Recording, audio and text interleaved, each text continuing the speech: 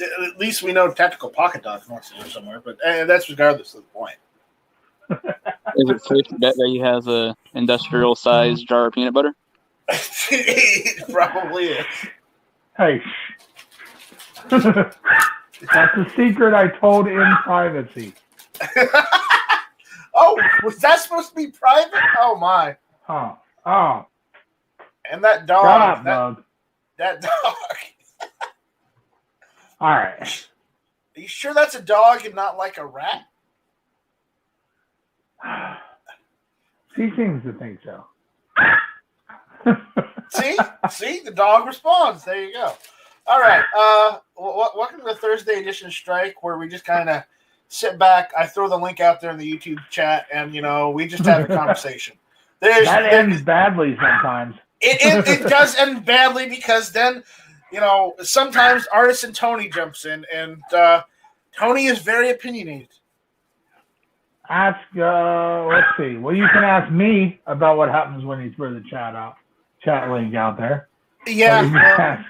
We get Carolina EDC to reviews what happens when you throw the chat link out there. We get stray black cats is what happens. Mm-hmm. Oh, I'm stray. Shut up, dog. Does black cat shit in the woods? Black cat, I already took a shit in the woods today. Yeah, he was complaining about there not being enough beer cans at that campsite today. And I'm like, look, shit, you haven't started drinking yet. So, don't complain. Hey, I got news for you. I can only carry so much beer in with me. My fat ass gets winded carrying just a little bit of stuff up a hill. There was one point when, it sounded like you tripped on the trail. And I was about to take bets whether you had actually fell down or not. Well, on the full video of that hike will release tomorrow, so you can laugh at me then. All right. Because if I tripped or not, it'll be out tomorrow. That's the new goal or new reason for getting in shape, being able to carry more beer into the woods. Into the woods. Yeah, that's it. That's why I'm getting in shape. Rollis Carvelis is out there saying good evening from I-55 in Missouri. All right. Black Cat will not be satisfied until he can take in a whole keg. Yeah. I think he'd be happy with a mini keg. You guys can laugh. I'm down 44 pounds. So I'm almost 50 pounds from where I was 5 months ago. That's awesome. I can actually climb those hills now. Yeah. Anybody else able to envision Black Cat just hiking through the woods with a keg on his backpack and a hose coming from it directly into his mouth? Well, that's what my water bladder is for, right? I fill that up with 2 liters of beer.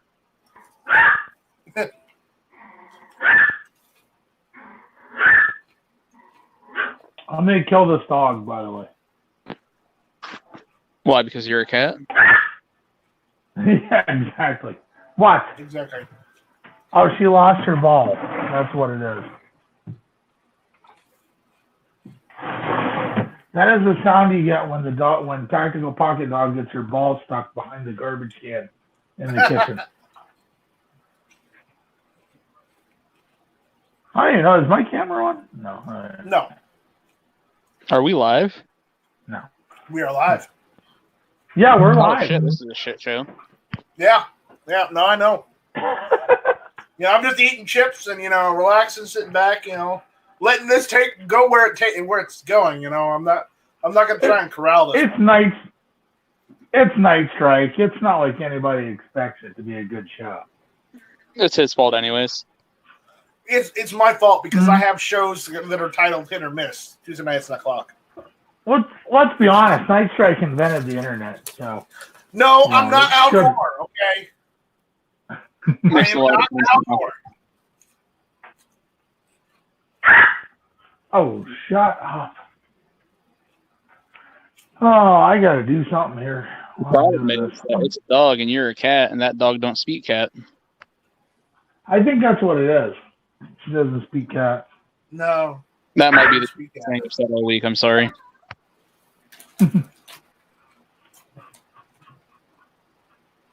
Well, watch the cat jokes. That's all I'm going to tell you, Guns Barbecue. I haven't a cat joke yet. Hey, if anybody's got any pussy jokes out there that I haven't heard, I'm good for it. No, we're not going down that route. Not tonight. Not on this channel. In fact, there's a link down below. If you want to say your best pussy joke, you can come on live. Oh, God. No. So I couldn't help but notice that the new Chinese restaurant opened up in my area. The stray cat population went down dramatically. Well, that's true. I'm not saying there's a correlation or anything. It's purring there right there on your fork. Well, Night Strike's big on Chinese restaurants. He loves cream of some young guy.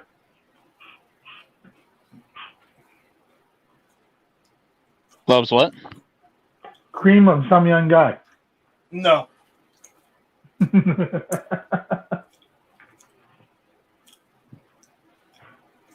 would have brought you a little Chinese, but I couldn't fit the legs in the back. You what?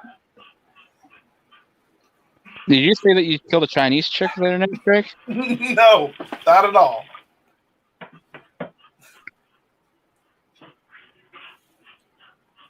So. We'll turn this into a science discussion. What? Uh-oh.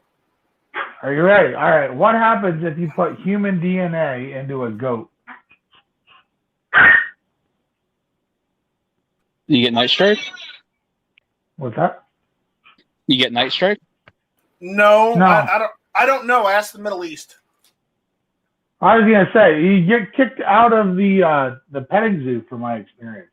But Right. It's just a little push through the fence. I don't know why they're kicking you out. You're just trying to help. Wow. I need another beer. Hold on.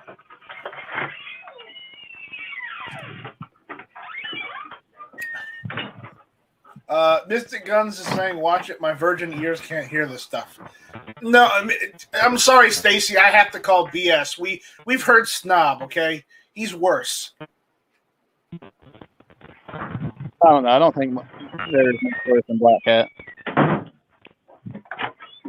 Mystic, seriously, you have Snob there. He does it. If he's doing something to your ears, you need to tell him that there's something wrong there. I mean, Snob might not know any better, but I mean, if you don't like what Snob's doing, you may have to call the authorities. I'm just saying. Sometimes you just got to find a hole that's tight enough. oh, well, Snob. It's Snob, so the ear canal might be the only way he can get any friction. And Stacy's saying she's an angel. Yes, you are. By the way, I would like to point out we have Lancaster Brewing Company Oktoberfest here, and this is pretty good stuff. I'm out of Voodoo Ranger that I had earlier today.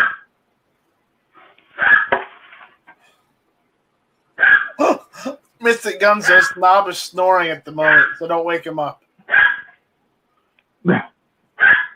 Aw, that's cute.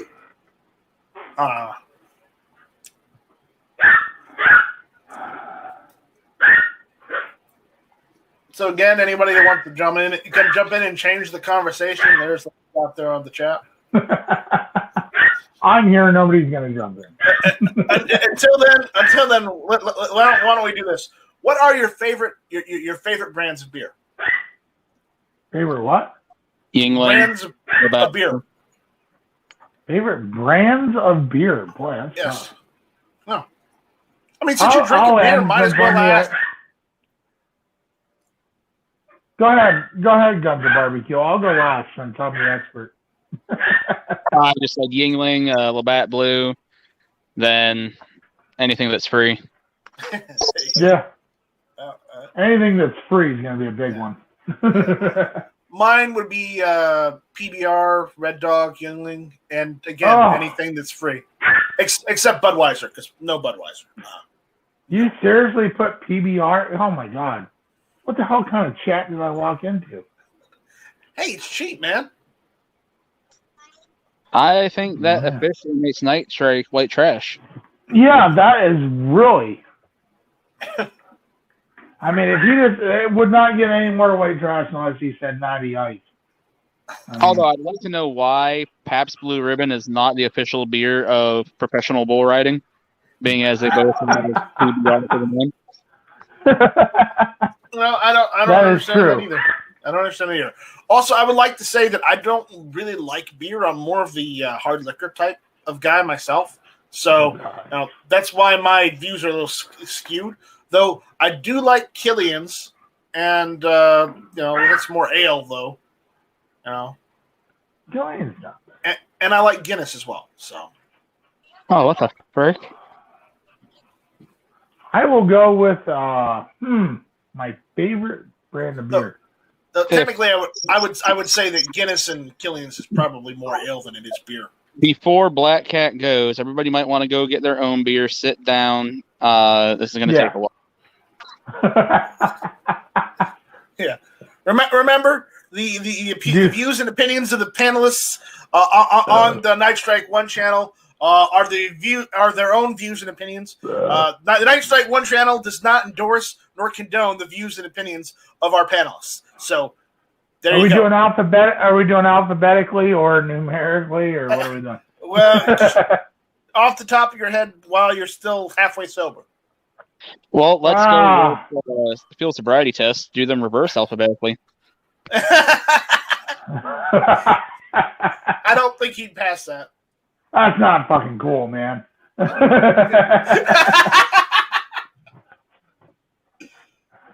No, I'll go with real quick. Yingling's up there on mine. I won't put it first. I would say. Well, mine weren't necessarily in order. I mean, I didn't mean to. It's just the first one that came to mind, but it's not in that order. Yeah. Okay, so I'm not going to go in any specific order. There's a couple microbreweries around here that I really like Rusty Rail Brewery. Okay. That one I like. New Trail Brewery. Yingling's up there. I'll definitely put Yingling up there. Guinness would be up there, but only if it's the draft can, and I can't find those anymore.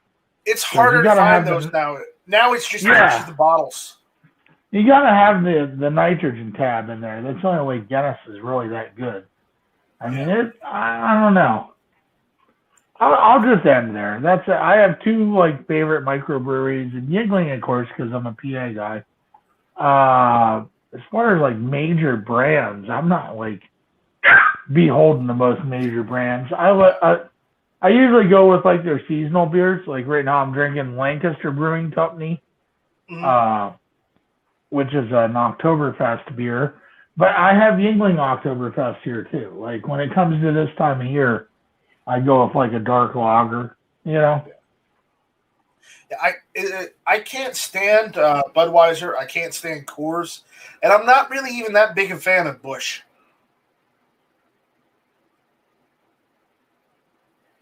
The beer. Well, I kind of figured that because of your Chinese food preference, you didn't like Busch.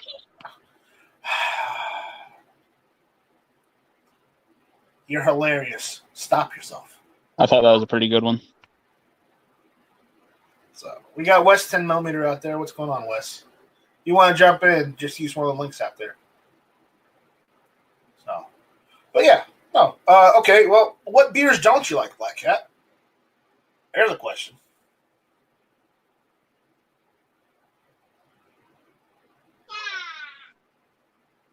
Guns Barbecue, if you want to go first, while he's Sorry, I had to pee. Go ahead. Oh, okay, good. At least he was muted for that. I don't know. Coors is definitely one of the ones I cannot stand. Yeah. Coors Light, either one of those. Anything that looks like urine. I believe beer should have a good amber color to it. So if it looks like piss, it probably tastes like piss. I don't know about an amber color. There's some IPAs that I like. I never used to like IPAs till I got older, and now I kind of like some of the IPAs. That's Indian Pale Ale, right? Mm-hmm. I was drinking Voodoo Ranger earlier today. That's an IPA. It depends on how much you like hops, but I think hops kind of takes a while to grow on you. Right.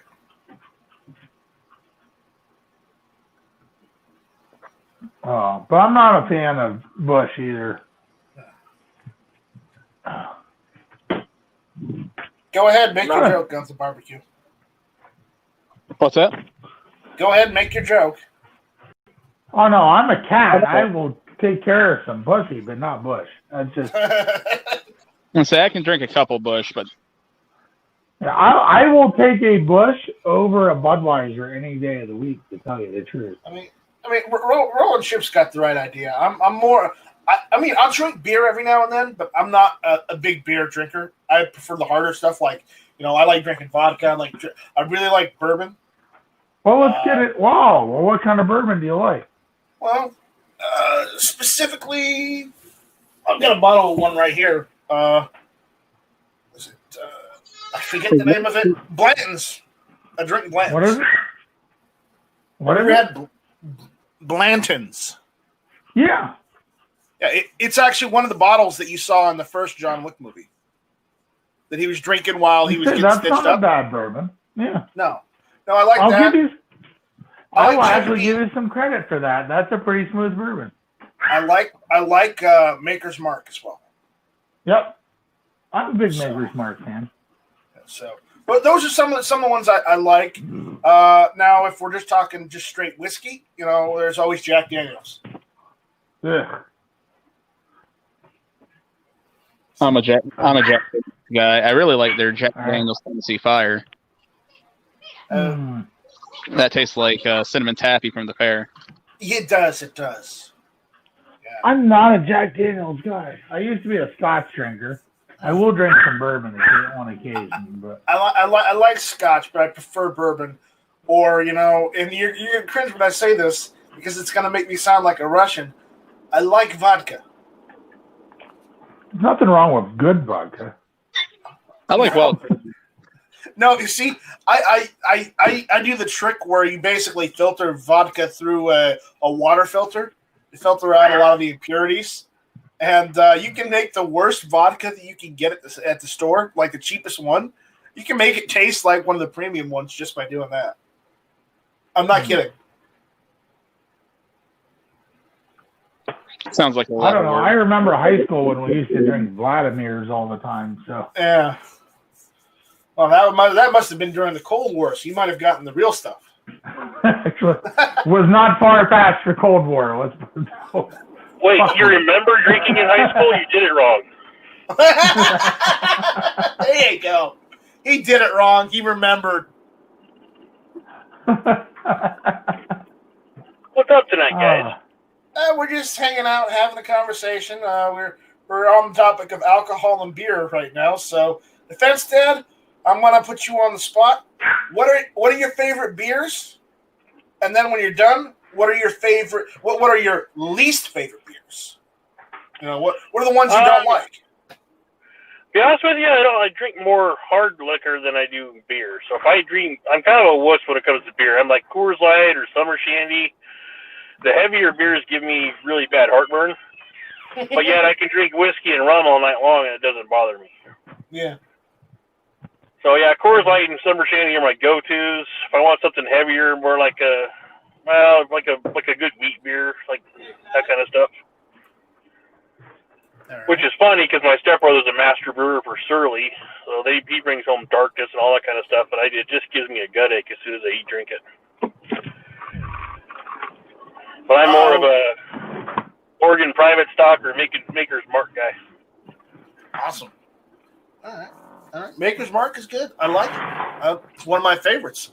Though I also like Jim Beam quite a lot. I mean, I would say what I drank the most when I was younger, I would probably say it was Jim Beam. I've still probably got a bottle or two downstairs that I haven't tapped into yet.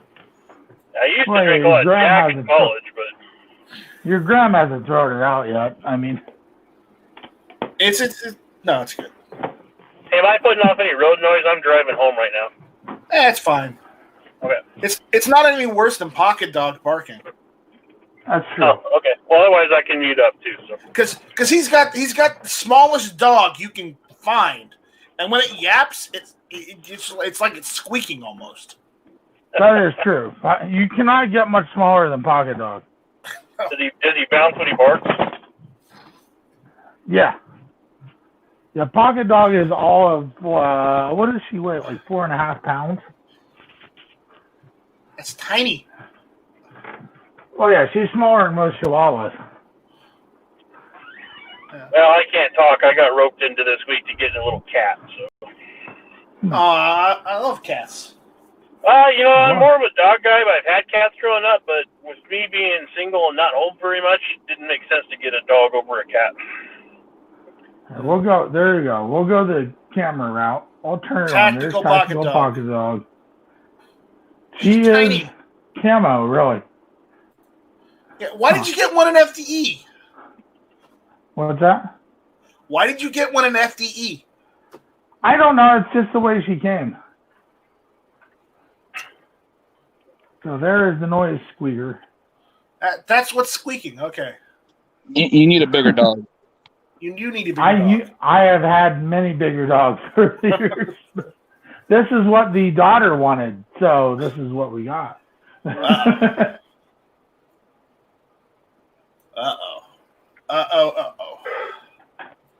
So, Black Cat, tell us about your diet plan. Being as you're down almost 50 pounds, but can still consume beer like a fish. Yes. That's not true. I do not drink as much beer as people think I do. But it is... Just whenever you turn the camera on. Yeah. I usually am drunk, Lincoln. No, I'm just kidding. No, you really want to know my diet plan? Is basically I eat no carbs other than when I do live streams and stuff where I'm drinking beer after 5 p.m. So any carbs I have are before 5 p.m. usually. And I count my calories coming up to there and make almost all my calories towards protein instead of carbs. Okay. And then I started hiking a bunch and lifting weights again. So. All right. That's it, really. That's as far as I went. I lost 50 pounds that way. So I wake up in the morning before I go to work. I do some kettlebell exercises and I eat my breakfast. And after that, what? We got some comments on the YouTube side. Go Shadow says, I've seen rats bigger than that. And G23 responds saying, I'd feed that rat to my cat. Yeah, she's tiny. Oh, that's awful. This cat I got small enough. Yeah, did you see that beer koozie, the flak jacket one I sent to Travis? No. I've got one and it fits on my cat. I figured out last night. There you go. It's a beer koozie that looks like basically a bulletproof vest. Yeah. A long while ago, I saw something. I saw a post on Reddit where some dude found a beer koozie that was like a tactical vest beer koozie. You know, like a plate carrier. Yeah, you got like a plate carrier beer koozie, and it fit his dog. And then everyone who responded, a bunch of the guys went and they photoshopped the hell out of that dog in that beer koozie. Well, I'm thinking about doing a tabletop review of a Tac Cat. I mean, the pictures were hilarious. I had Chat Cat at one time. You did. Oh, we had one growing up we called Velcro because he'd throw it against the screen door and he would just hang there. Yeah. See if I can find that one. Wow, we lost Guns of Barbecue. Well, you know, it's Guns of Barbecue. Anybody buy anything cool this week? I received something cool this week. Oh, you got it, huh? Yeah, I got it on Monday. So, cool. You know, as far as videos, I'm getting a different bolt carrier group for it, so I'm swapping that out because the one that's on it has nasty pitting and rust on it, and I don't really want to use it. Gotcha. I don't want to. So. You're going to buy a dagger now that they're out? They're not out. Like I said, they were out for what, 30 seconds? Yeah. I'm not going to lie, I might get one eventually, but I think I'm going to let people work the bugs out before I buy mine. They were out for 30 seconds with a 10 to 15 day waiting before they shipped. Yeah. That's a pre-order. That's pre-order. You might as well, if you're going to pre-order like that, you might as well just taking names and just taking people's money ahead of time, regardless of the amount. That's exactly it. I got an email notification and they were already gone. So. Yeah. Oh yeah, I put a notify me when in stock, but I haven't got one yet. I'm not gonna lie, I kind of want one because $300 for basically a improved Gen 3 Glock. I mean, that approaches you can do it's got all the stuff done to it that people normally do to a $500 or $600 Glock immediately. So it kind of for $300 it intrigues me. Yeah, I'm not buying any more guns until I sell one. I thought about it, but once I get my G3C back from Taurus, though, I kind of lost faith in it, so I may sell that and then use that money towards the dagger if I can get one. Okay, well, in the Taurus's defense, it's not the Taurus that you blame. It's the Travis P11 you let shoot it to blame. You let Travis, the leader of the Travi fondle it, and it breaks. I wonder, could it have been Travis? I think that less than 200 rounds through it. For that to happen, it annoyed me. Like I say, to be fair, on the dagger, I own the Security 9 and a Glock 19. I really don't need a dagger. Well, see, I don't have any Glocks, and I don't want to spend $500 on something that I know I'm going to turn around and put a trigger and sights on. So supposedly this already has that stuff. So for $300, even if I do a little modification, I could probably sell that G3C for almost what that costs if I do decide to get one. Well, unless you're like Scott, where Scott's been trying to get an AKV forever, and he finally got one today. Yeah. I may hold out for the one the RMR cut, though. The only thing I don't like about the Glock 19, which I have a Gen 4, is one, I'm not a huge fan of the finger grooves because they don't line up real well with my fingers because I have big hands. And two, the slide release is kind of small. Like, for me to hit the slide release is kind of tough. Like, I'm doing it right now. I know I can't show this live on the air, but for me to hit the slide release is kind of difficult. I can hit it with my thumb, but... Yeah. I've held off buying anything Glock just because I'm being prissy, because I'm left-handed, and I don't really like spending money on stuff that isn't fully ambidextrous, but... Yeah. It is what it is. That's why I like my German guns. You like that under mag release there. I do. I really do. Go Sig. I've never had a problem with anybody carrying. The mag release has never been a big issue for me. I did the Beretta 92S review, which has a heel mag release, and really the difference in how long it takes you to change the mag versus any other gun is negligible. If you're using it for self-defense. It's just learning a new system, Yep. I just like my go-to guns are either my HK or my PPQ, and I can do everything like left or right-handed. There's no one control on either one of those guns that I can't do with both, and I do train with both. Yeah. So now I've gotten kind of spoiled. So now I go to a gun and I can't do everything with both hands, and I whine like a little boy. A schoolgirl. Yeah. Now, with something like a lot of my guns, like I do train left-handed, but it's one of those things where I've learned to come over the top to rack the slide, so I don't rely on the mag release completely. Yeah. Yeah. I mean, At one time I did because I was a huge 1911 fan, and I used the slide release a lot. But when I got into other guns, it's one of those things I've gotten used to coming over the top, you know? Yeah. Well, like there's a couple of gun stores here in town. They just give me a world of crap because of my wanting to buy ambidextrous and everything. But I'm like, you know what? You're trying to sell me something, and if I'm going to spend $500 to $1,000 on a gun, don't knock my choices. I'll go buy somewhere else. That kind of stuff. Yeah. But I've been in sales for 25 years, so that kind of crappy sales, those tactics just piss me off. Like just because I know there's one gun shop I refuse to go anymore because half the people in there, if you don't want a 1911 or a Glock 19, like they don't want to talk to you. Mm-hmm. Well, your choice, but I'm not buying a gun from you. Right.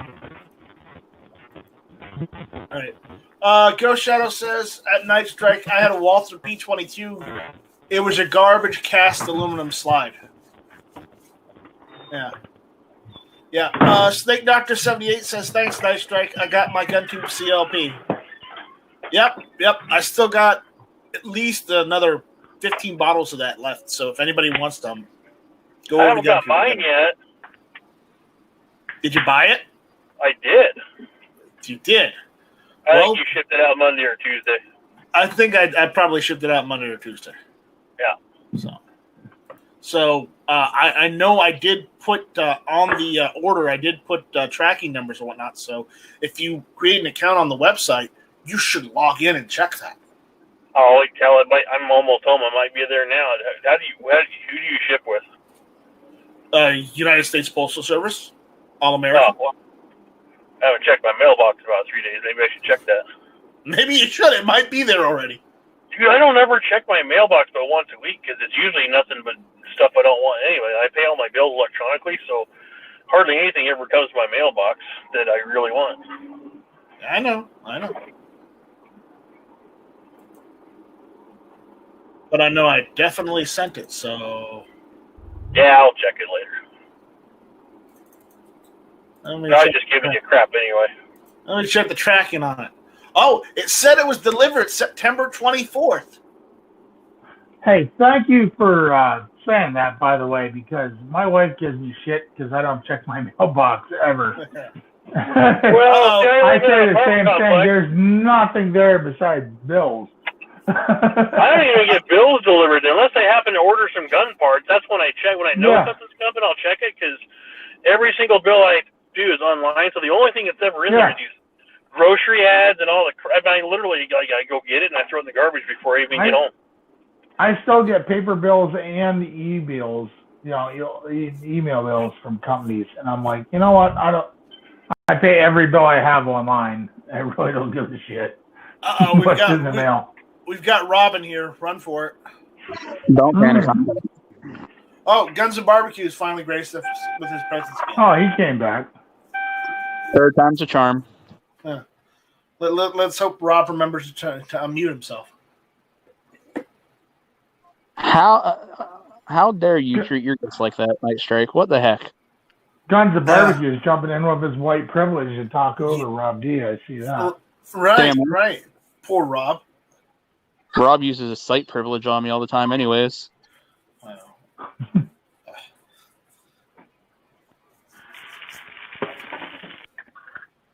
All right.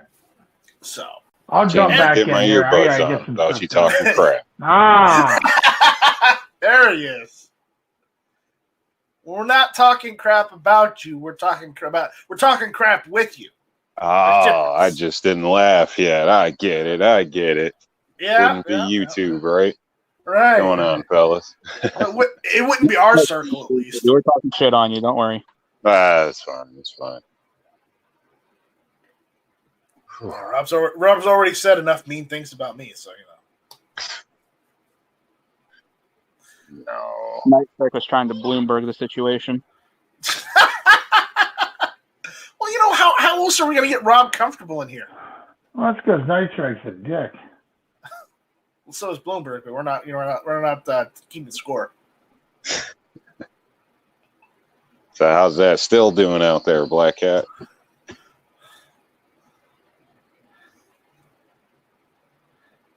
What? He's got a still? God damn it! I can't get this on. It's cooking, man. It's cooking. Cool. I mean, No, he doesn't have a skill or still. I've got the land, and I've got a river behind me and a creek that runs all along my property that I could have a still if I wanted to. But, you know, I don't do that kind of thing. Might as well. You know, Beautiful day today. No one in my family has made alcohol since the Great Depression. Not the Great Depression. No, yeah, I think it's since the Great Depression when they banned alcohol. Come on, Night Strike. Start making moonshine and full auto weapons. Just, go full anti-establishment. I can't. Across the street is the sheriff's department. Man, half my family makes their own beer and wine. It's a perfect cover. Obviously, you just paid off your Bloomberg anyways, right? I wish I had billions because then I'd pump at least, half of that money into gun rights. Jesus.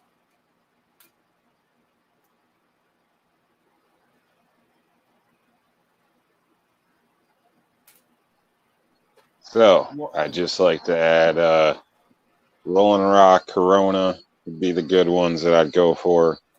Guinness, you can't pay me to drink. He's anti-Guinness. Rolling.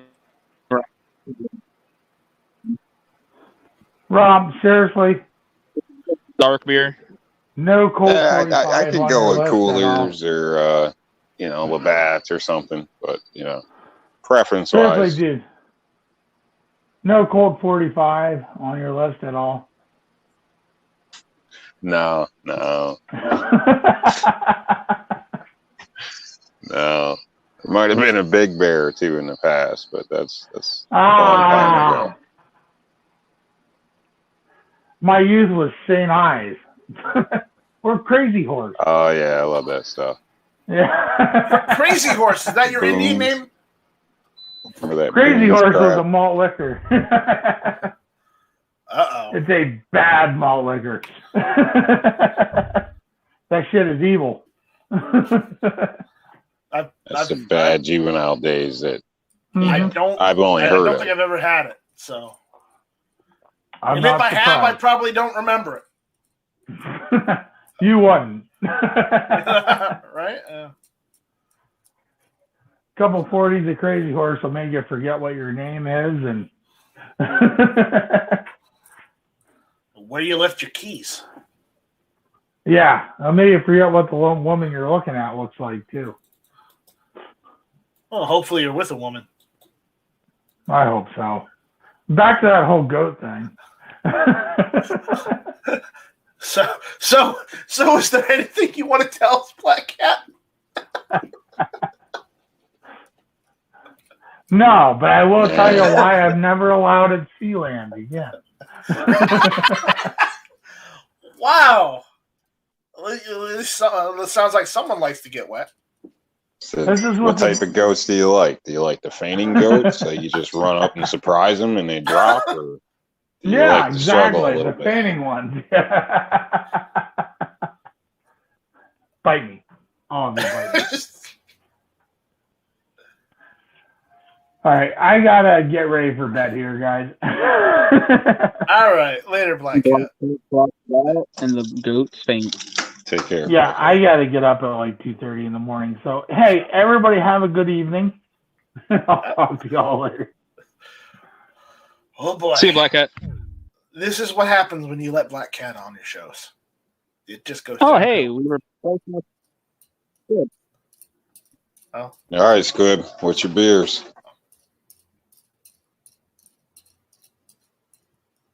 That's just it. I was listening to the show, and when I turned on, you guys are talking about like dieting tips and exercise. I'm going, what in the hell did I just turn on? And then you come on and start talking about beer, and I'm like, oh, okay, I'm down for that. All right, well let's hear it. Pacifico. Yeah, you have to go to the again. Pacifico's my favorite. Okay. And after that, it's probably a tie between Yingling Golden.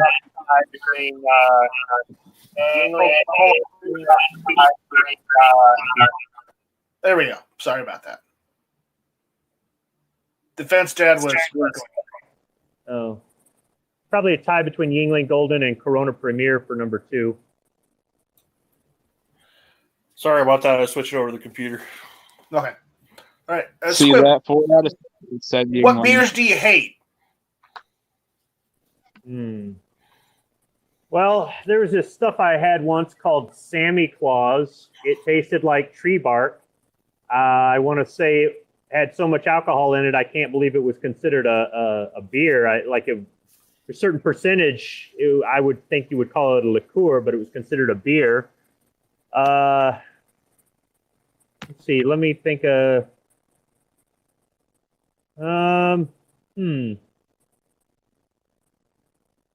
Oh, I guess IPAs, stuff like that. Some of the craft beers, I think they're an acquired taste, and they just don't taste right to me.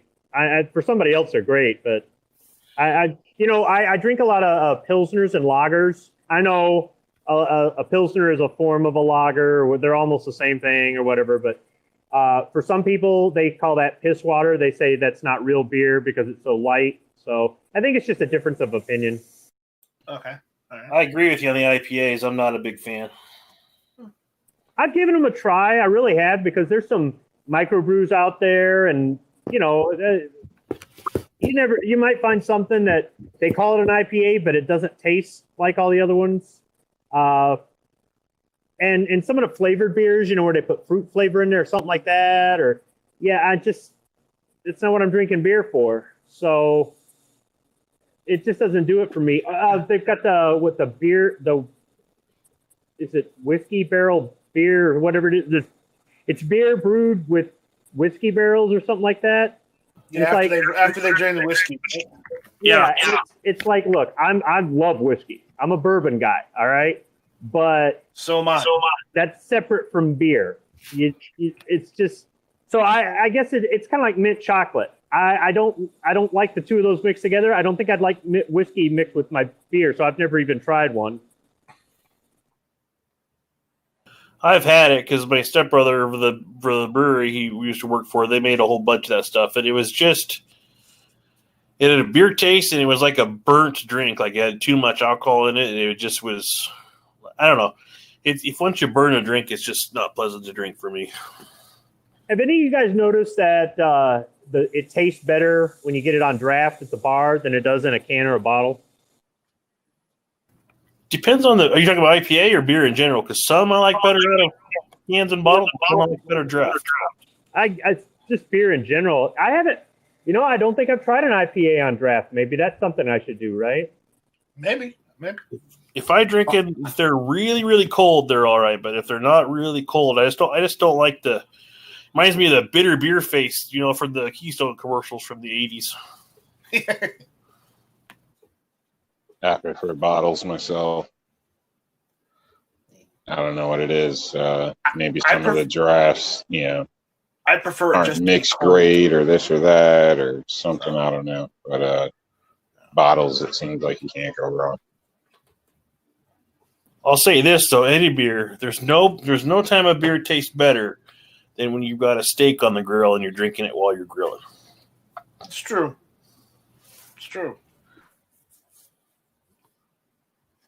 Yeah. So. Yeah, you can pour the beer on the steak, and it helps. And I used to make these hot wings where I'd marinate the chicken in Corona for like 2 days in the fridge, and that would help too. Yeah. I actually made a really good ribeye combination. I made it in a restaurant like French style the other night. That was really good. But as long as you cook a ribeye, they're good anyway. Yeah. Mario Moses says, remember the What's Up Budweiser commercial? Yeah, I preferred the frogs. The Budweiser beer frogs. You remember them?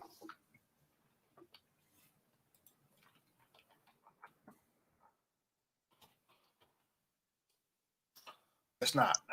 All I right. always think Clydesdales when I think of beer commercials. Maybe it's Budweiser or something. But those Clydesdale horses, first thing that comes to my mind. Maybe that's just a Christmas ad. Nah, they've had the Clydesdales for forever. Years. That's it. If you've got things like that, that's great marketing. Like what you were talking about, Strike. You still remember the frog commercials, and yeah, there's other ones where they have celebrities or they do these little gimmicks or little jingles or whatnot. That's all marketing, and you got to admit, with as many bad commercials and marketing ideas as there are out there, some of them are genius, like Real Men of Genius. Real Men of Genius. That was amazing. Getting stuck in your head even though you can't stand it, but you still know every word. Today we salute you, Real Men of Genius. You know, those commercials were great. Those were great commercials. So, but yeah, you know, it's the ones that are memorable are I guess the ones that make you want to go and you know, try the product, right? Or at least look into it. Not to me. I think it's, you know, marketing doesn't always work the way they intended to. But yeah, I think it does make it, if you're in a jam and you think of something, you would, you know, maybe just run to that logo, that brand or whatever. So it may on the back end still get me, but it does me I'm a not little interested. I'm not interested. I don't care how flashy it is. Right, Yeah. right. I tried Budweiser. I did not like Budweiser. I don't like Coors. I'm not a fan. I'm not that big a fan of Miller, and I don't like Busch. Oh man, in college we drank so many. We lived a block and a half from our favorite liquor store, and you could buy a case of MGD Light warm in bottles for $8.99. Wow. We actually bought a 2-wheel cart. We would just get it and wheel it home. Actually, there's one beer that I can drink warm, and that is Keystone. That's because back when I was underage, I was able to get served easily. So all my friends would be like, hey, can you go get us beer? And, of course, they were young, dumb kids like me, so they'd always want, you know, something cheap like Keystone. And then my payment would be like, you know, 6 of them for going and doing that. But I didn't have anywhere to keep them at home, so I just kept them in a backpack in my bedroom. And whenever I wanted one, it was always warm then. So to this day, if I have Keystone, it's got to be warm. We had a beer fridge with CO2 taps and everything, but when we were having a party, we would lock that one up, and we're the only ones that could get it. Then we would get like a keg of Busch Light for everybody else. Yeah, drunk in a van, Keystone Ice, I think, way back as a kid. I had to ride a bike home down some back roads, I don't know, 7-8 miles. It was a pretty good time, me and a friend. I've got a buddy that got a DUI on his bicycle. I How got do a you speeding manage ticket. that? How do you manage to get a DUI on a bicycle? Because you're still driving under the influence. Yeah. In New York, they'll do that on a skateboard or anything you can roll on, basically. Yeah, with wheels, skates, or whatever. You can get a DUI on a horse in PA. Riding lawnmower. Yep. Yeah, one of my stepbrothers, he didn't get a DUI, but he got pulled over for driving. They had a hell of a party one night, and they had a band, so they had like a smoke machine, all the lights and everything. And every semester they'd have a party, had a banner that they put up in the front of their house. It was right across the street from the college that welcomed freshman girls. And they were at a party one night, and he was riding his bike to go get more beer, and he got pulled over. Place not too far from me. It's a pretty well-known bar. It's in PA, actually, but not too far over the border, where they don't even have a actual police department. But every summer, for some reason, it seems like they deputize somebody, or somebody goes out there, and you always hear stories of a few people getting like basically chucked off the road by the police car. It's a few occasions. I know a guy where it broke his rear axle and everything on his quad. He had to go to the hospital, and then after the hospital, they tried to arrest him and stuff for driving his quad back from the bar. So they can be kind of dicks about it. So depending where you're at, might not really be worth it.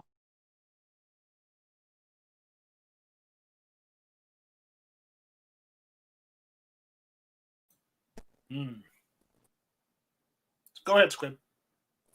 I had to pull my earbud and step away there for work. What did I miss?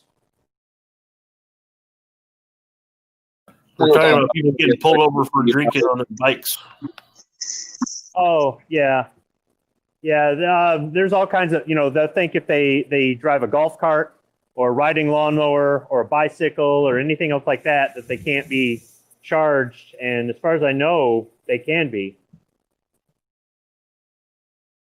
Yeah, it's the same way here in PA. Oh, this is golden. This is golden. Ghost Shadow says at Night Strike in Alaska, if you sit in a kayak on your front lawn, you can get a DUI. If you sit or stand on any type of vehicle, you can get a DUI. Roller skates count. That's messed up. New York's bad to the point where I know a girl that slept in a car in the winter waiting for her friends to come out of the bar. And she started the car, and that's where they got her, basically. She didn't drive or anything. She actually laid the seat back and waited, turned the heat on. But I guess something where she didn't want to hook up with the bartender, and somehow the bartender called the police, and everybody was pissed. But basically, they came and gave her a DWI, and after waking her up in the car, like, on camera or anything, she didn't try to go nowhere or anything. It doesn't matter. It's because you had the keys in your possession. If you put it in the ignition, doesn't matter if you're in the front seat, back seat, you're in control of the vehicle, they state. So yeah, I've heard that too. The whole keys in ignition, doesn't you have to be running keys in ignition, and that's it. Yeah. You're done. Yep. That's the kicker. That gets you. You're done when you do that. That's pretty shitty, man. When you really weren't doing nothing. Your insurance and everything. I mean, it jacked her up pretty high. It's a shame. She's a she close was trying friend. to be responsible and got penalized by somebody adhering to the law to the nth degree instead of using some common sense and going, okay, legally you broke the law, but ethically you did the right thing because you could be driving right now and risking people's lives. Instead, we're going to cite you with this or cite you with that, cut you a break, but don't think that this is something from here on out. Don't ever try this shit again or something. But that would be too logical. That would be too rational. That would be too much to improve relations between law enforcement and the public. No. Let's not do that. Let's add another one to our score sheet. And then somebody would be out there, well, if they gave her a break, then she'd push it next time, and then she really would be driving. Okay, yeah, I guess. But maybe not. Some people, it just depends. If the cop knocks on the glass and wakes her up, she's hostile, yeah, take her ass to jail. But if she's not hostile, think about it. Did you just make an enemy that day, or did you just teach somebody a lesson that day and maybe have some understanding between the police and the public? But what do I know? Well, part of it depends on where you live, too. Like, prime example, I wasn't driving or anything, but I went to tech school in a very small town, and half the town hated the school and half the town liked it. But so on my 21st birthday, I went and bought 4 cases of beer, and it was right across the street from where I lived. By the time I got home, I had a call from the chief of police because the uber religious people that worked at the gas station right across the street called me in saying I was having a party because I bought beer. And I walked the 50 yards across the street to my house. So some of those towns, all you did, they just ridiculous. They'll call the cops on you. See, I couldn't believe it. Like, literally, I walk in the front door and the phone rings, and it was the chief of police saying there was a reported party because I just bought 4 cases of beer. I'm like, no, I just turned 21. We're going to drink this. That's why I don't like having neighbors. That's why sometimes living out in the middle of nowhere has its advantages, where you don't have neighbors who, literally can't keep to themselves and would like to invade others' privacy.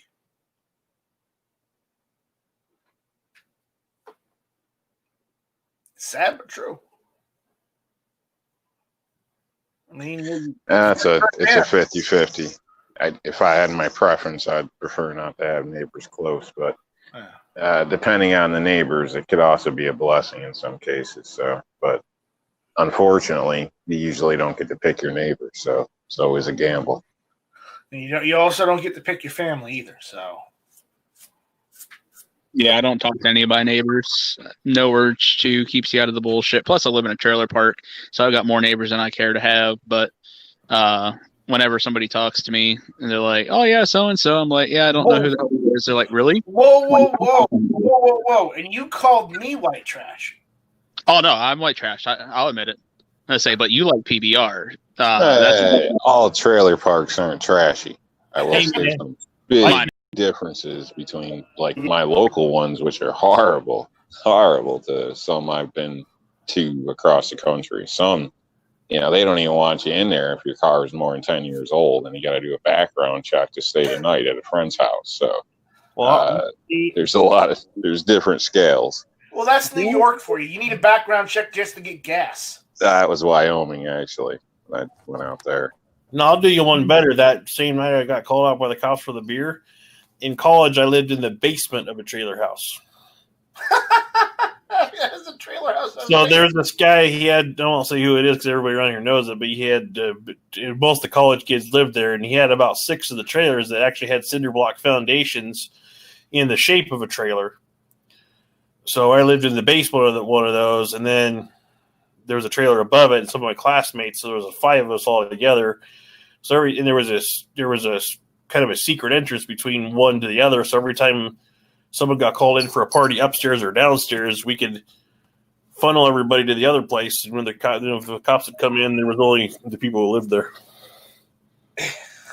Wow. Squib, you want to say something?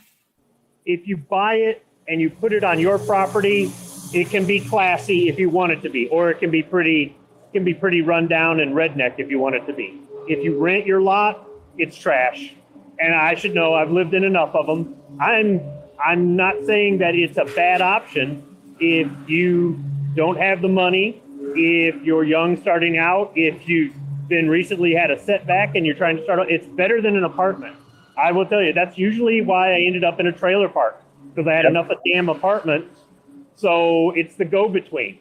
And for some people like retirees, they might be better off with that because they've got something that's 2,200 square feet that they can have their grandkids stay with them at. It's bigger than an apartment, multiple bathrooms, et cetera, maybe even a garage or what have you, but yet it doesn't have the expense of the house. So there are times where it's a pretty good idea, but there's other times where it's like, no, man, you're in a trailer park. And if somebody doesn't like me saying, I don't care, I've lived in them. Hopefully I don't ever again, but if I do, there's a reason. But you can take that same trailer, modular house, whatever you want to call it, right? And put it on a lot, put it on a foundation with a basement, and make that thing look like a stick and brick house, and sometimes you can't tell the difference until you look up close. So, some of those places, the sense of community you have there, like the right one, like you don't mess with anybody in there because they all got each other's back. Right. I got a couple, quite a few customers that live in a trailer park, mostly retirees, like Squib was stating. A lot of them go back and forth to Florida or somewhere. Well, hold on. There's a difference between a mobile home park and a trailer park. Mobile home park usually has retirees living there, whereas a trailer park has all sorts of. I've never heard of a mobile home park. They're trailer parks. It's not to be confused with like where they have RVs. Not like that. Either way, like he was stating, Defense Stab, they are pretty tight knit. Out of I think I forgot what it was, like 17 lots. I think I've worked for like 12, and I go back pretty much religiously every year, seal driveways, all types of stuff. But once you're in, they either love you or hate you. So but they all look after each other. Obviously, if any damage is taken care of, and the property's maintenance for them. So it's kind of cheaper, I guess, if you're spending half the year here, half the year there. So kind of get the best of both worlds. Yeah, it's a good option if you want a house, but you can't afford a house. Or if you want a newer house, I mean, you could get a brand new double wide, fully equipped with everything for substantially less than a used rundown house. But now you're putting it on a lot, you're paying lot rent, et cetera, and it's not, I mean, like here in Michigan, I don't know how they do it in other states, but you get a title to it like it's a vehicle. So you don't have a deed, you have a title. And it depreciates like a vehicle, whereas the house, you know, it's more the land that goes up, but you can do improvements to the house to increase the value, et cetera, et cetera. So it really depends. If you're at that point in your life where you don't care if it depreciates because you're going to be dead in 20 years, get a brand new one. And by the time everything starts falling apart, that's where they, you know, admitting you to hospice, and it's time to go anyhow. And that might sound gruesome, but it's actually not a bad option, because think about it. You sell the house that you've paid off decades ago, right? And you put all that money in the bank, and that's your going to Florida and partying money until you can't do it no more. And you just, you know, and you're not stuck in the apartment, which, you know, apartments aren't bad either for temporary living. If you're working in the city, you're going to school in the city, doing something in the city, and all they have are apartments, that's not a bad thing to do if you're there for a few years. Or it's not bad if you're, you know, relocating to a new area and you're trying to get a feel for it until you get a house or something like that. It's transitionary kind of stuff. But if you're going to be in that for a long period of time, I mean, I suppose it just takes a certain kind of patience that I don't have. Yeah, I'm living in an apartment complex for the first time in my life, like an actual complex. I sold my townhouse last summer, and just because I made too much money on it, or a ridiculous amount of money on it, I know I'm going to buy another house. But like for right now, I'm kind of enjoying not having all the maintenance and everything. But I will say I do like it because I got an attached garage and I don't have a shared hallway with anybody, so it's a little different. Yeah, sometimes you can get the apartments that are fairly big. You can get them with the, you know, upstairs, downstairs, and in the back of the downstairs is a garage. Or you can get, I mean, I've lived in good apartments and bad apartments, but overall, it's still, none of it ever made me want to stay there. And the thing is, like where I'm at, there are factories and engineering centers all around. I mean, there's tons of work right here, and there's shopping and everything else, malls and all that other garbage. And there are apartment complexes all over, really big ones. I mean, big enough to be their own little city. And it's nothing but a bunch of factory rats. And when you do that, you're going to get a bunch of people that they want that apartment because they can literally walk to work. They can walk to work because they can't afford a car because insurance is so high because they've got 10 DUIs, you know, or these apartment complexes, because you got a bunch of factory workers in there, you got a bunch of drugs in there. And then you run into crime because once you bring in the drugs, you bring in the crime. And next thing you know, you got stuff going on where you can't, you know, it's not a good idea to leave your car out there or do whatever or some other. You say any factory workers are a bunch of druggies? There are some that are, yeah. There are some that aren't, and there are some that are. And just like in any other job, the ones that aren't are the ones that take up all the slack. But so what's the percentage of that? How's that spill over to the crap parts these days? Not from this place. We can't, if we have crap parts go out, we pay tens of thousands of dollars per hour to the customer for every hour they're shut down because we send them crap parts. It costs us more to fix crap parts than it does for us to work, say, 7 days a week to make up for a problem or something like that. You know, the crap parts is because you're buying this shit from China. That's why. So even though we've got high turnover like any other factory, and we've got people in here with felonies and drug issues and making bad choices in their life over and over again, and they live right around the corner, you know, in this apartment complex or that apartment complex. You watch them walk to work every day, but then you see the other ones, they drive, you know, but they work at a job where they can afford a new car payment, but they drive the biggest ghetto hoopty in the world because they'd rather spend their money on drugs or whatever. And with marijuana being legalized in Michigan, it's even easier. There's a couple of those down the street too to feed this. I just want to add something. There was a time, it was winter time, that I had to ride a damn bicycle to work, and I was the foreman. Oh no! Yeah, I'm saying, that was like 2 weeks, and I was back. Everything was good again, but I don't know if sometimes you got to do what you got to do, you know. You do what you got to do, but I've watched some people over the decades living in this area. I've watched some people take advantage of the opportunity and succeed and make something, and I've watched other people make the same mistakes over and over again. They get nowhere in life, and this is the way they choose to live. So when you're in stuff like that, the apartments or the, you know, whatever you have, and it's meant to be a temporary thing. You know, I guess it can get so bad there between the obnoxious neighbors and all the other things going on. That's incentive for any rational person to want to leave. If you're living in one where it's a good environment, that's fine. But I don't know what they built first. Did they build all the factories up and down the street, or did they build the apartments? You know, did having all the people in the apartments attract the factories because they're like, look, instant workforce? Or did they build the factories and people built the apartment complexes because they said you need a place for some of these workers to live? So that doesn't mean there aren't workers that commute 2 hours one way to work and they live in a gated community. There are.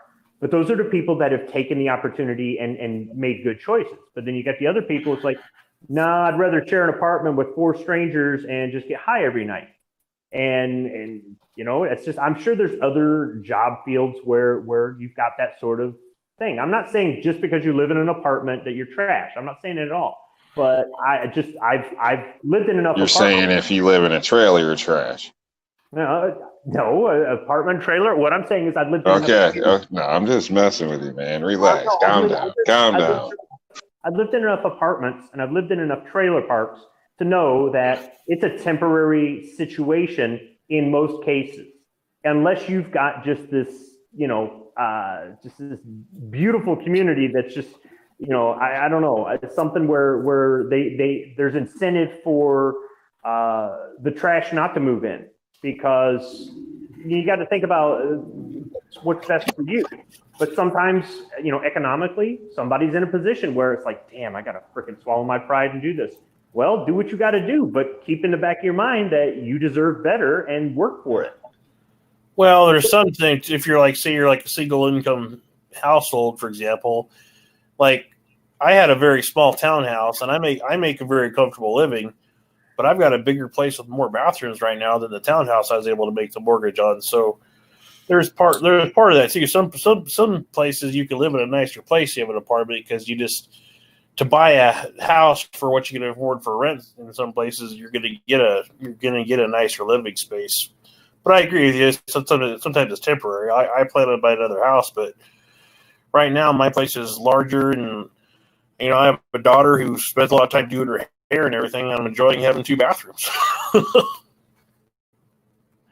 I mean, I guess I've seen some of the air quotes low income housing, and these places are beautiful, and they're meant for seniors, and nobody else qualifies, and they're well kept up and stuff like that. There are some good apartment complexes out there, but you've got to meet certain criteria, and I think they do that so that seniors can afford to have a nice place to live, and they don't have to worry about young punks moving in there, taking over, and causing that sort of problem. And I'm not against that, because it's a private property, it's a private company. They can make whatever stipulations they want for who lives there. And if you do things like that, then you're going to attract certain kinds of people that want to have other kinds of people like that around them. They don't want the crime, or they don't want this, or don't want that. They don't want the derelict car with 4 flat tires out in front of the building, all day, or whatever it is.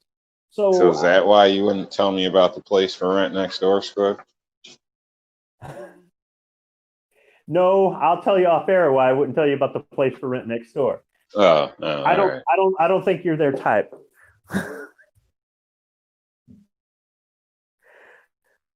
Yeah, like for me, part of it was just I'm extremely frugal. It started off as it was supposed to be our starter thing, paid $6,000 for the trailer, and then lot rent's $200 a month, and that includes our trash. The entire park runs off of a couple different septic systems and wells. So the only thing I have to worry about utility-wise is gas and electric. So money-wise, I save money hand and fist here. Then after the ex left and stuff like that, I was like, you know what? For just being me and taking care of the 3 kids and not getting any financial help from her or anything, it works out great. And a lot of people don't realize you can go and pick up a trailer that's in decent shape for a few grand. So if you have bad credit or no credit or something like that, you can go get a personal loan to, go and get yourself a little starter home. And like Squib said, if it's not where you want to spend the rest of your life, that's fine. You're using this as a stepping stone then to go and, get something better. Yeah, the last trailer park I lived in the back part of the park, and that was the newer section with the newer homes. And you had to drive through the crappy front section. That's where the clubhouse was, but that was with all the rundown single wides, and they were a lot cheap. The lot rent was cheaper, and that was right next to the water treatment plant. So in the summer it stank. We were in the back in the woods and all the other stuff, and it was kind of nice. But there were people that were starting to move in that were from the front of the park, and they were bringing some of that with. Not to mention you had to drive through it, and it was in a nice community. I mean, it was in a township that had $1 million homes right across the street.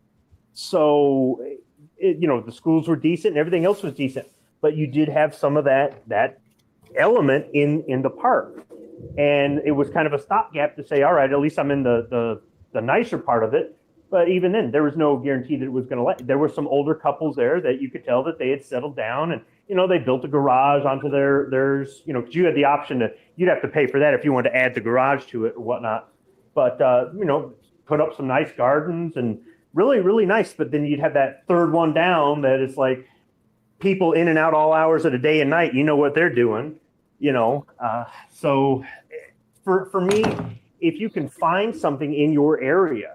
If you can find something that's nice, and even if it isn't nice, if it's a temporary thing, well, everybody's got to do what they got to do.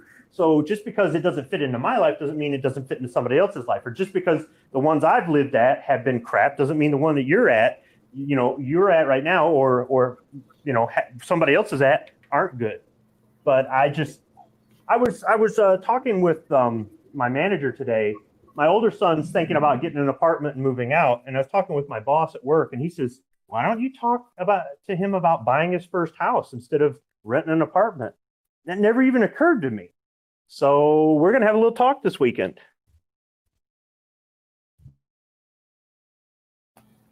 Oh, Good luck with that, Squib. I hope it turns out all right.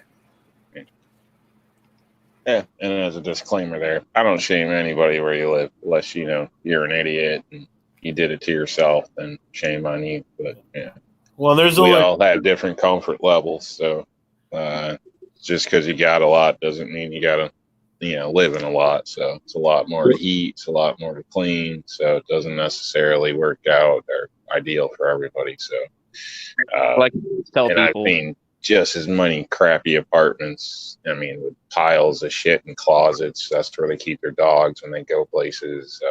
Infestations. Sometimes it's fine on your side, and then the next thing you know, you're infested because of bed bugs or roaches or God knows what. Or the guy 2 doors down is making meth, and you see your house on fire while you're at work. So, nice.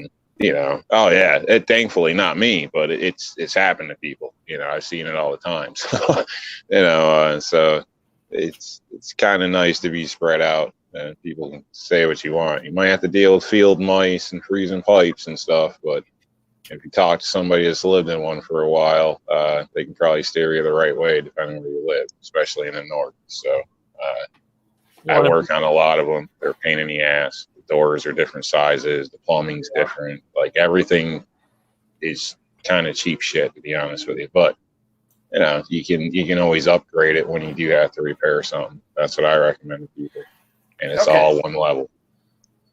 Okay, I gave him an answer, but he's not happy with the answer out there. So Dead Horse is asking, what is the best cereal ever made? So okay, guys, Crunch.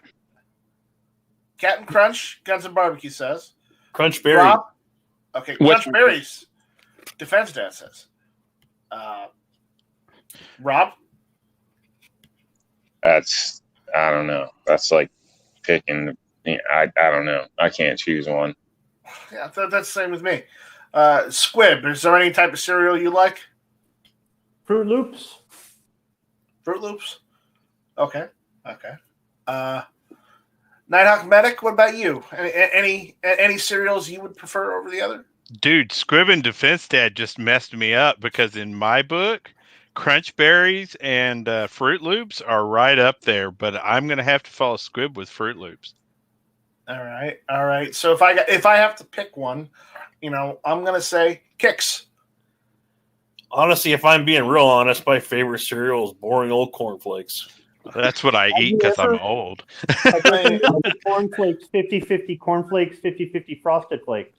One of my favorite since I was a kid was Wheaties. Actually, I was more a fan of 50%, half Frosted Flakes and half Raisin Bran, personally. My wife has one that she keeps around the house called Honey Bunches of Oats, and actually it's real good. Yeah, that's good. Yeah.